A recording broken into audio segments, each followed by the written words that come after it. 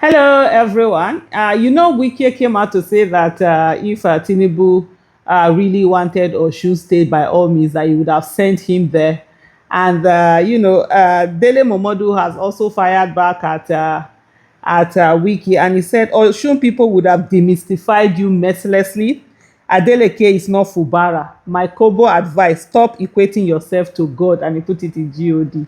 And someone in the comment section said he's only trying to keep himself relevant. He's not even a registered voter in Oshu, yet he's beating his chest and claiming I would have won the election if Tinubu wanted it. He talks as though he's some kind of demigod. What a slap in the face to the democracy MK Abiola died for. And this is someone called Mr. Son.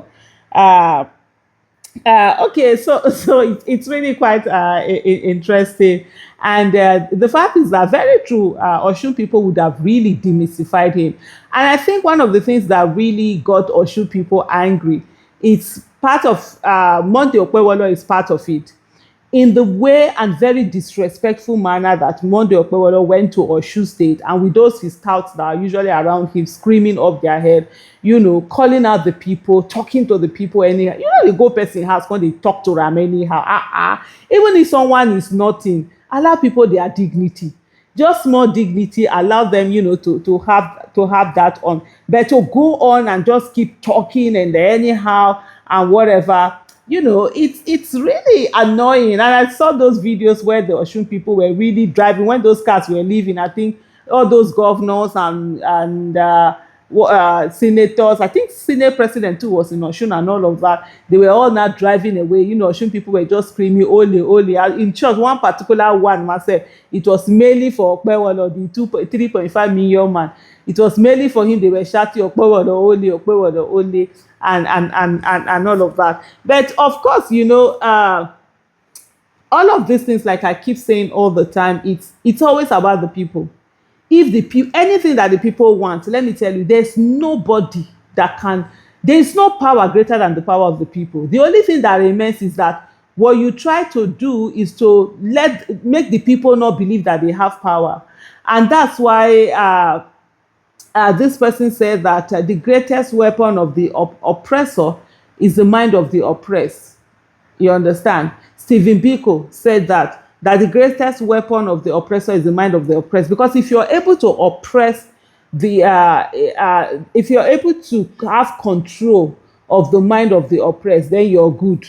Everything, no wahala. There's no need. Just feel free. Just feel free and enjoy yourself. You already completely own them, and that's why constantly you find out that they're talking about things like, oh, you cannot do anything. Tinubu is a coronation. Nothing can be done.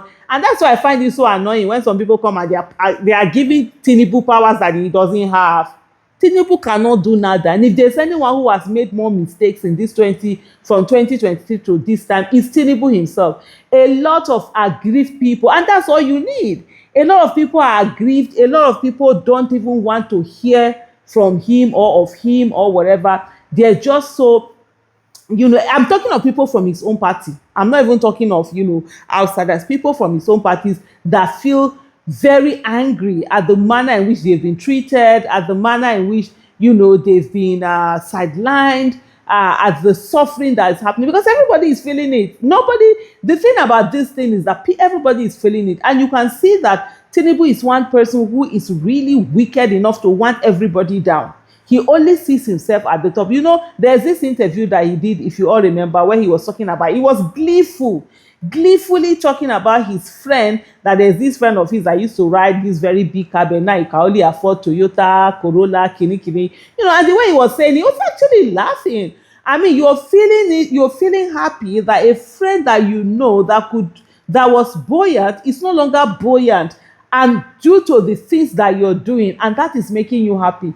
And you've seen lots and lots of, in the ways that loans that are not supposed to be are being done. Dr. Obi Ezekwesili, just put out a message just a few moments ago, referring to Tinubu and saying he should terminate the 746 million pounds port deal that he has 152 days after Bola Tinubu signed a 746 million port financing deal with United Kingdom and Windsor Castle, neither government has disclosed the terms of the agreement. How you an agreement as high as this? This is probably if it's not over $1 billion dollars, it will be close to that, because this is 746 pounds, and I think 1.3 is how much the difference between pounds and dollars.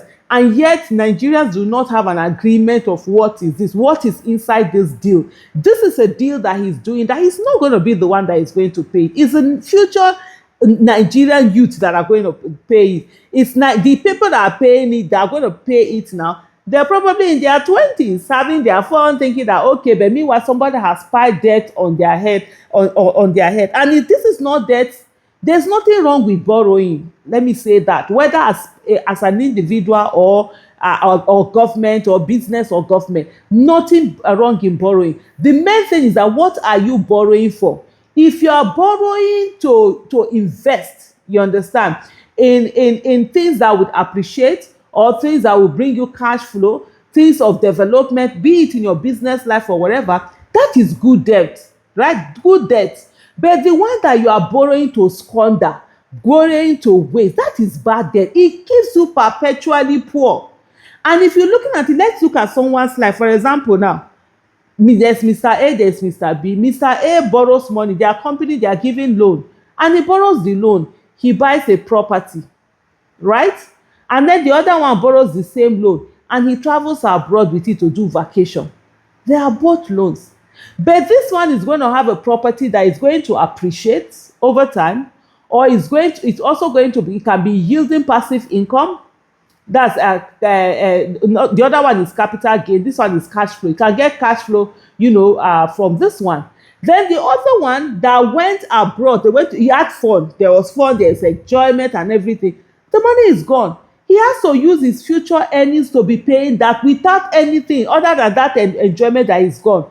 That's the difference between borrowing. And what we have right now, monies are being borrowed, monies are being looted, monies are being wasted on white elephant projects that you don't need.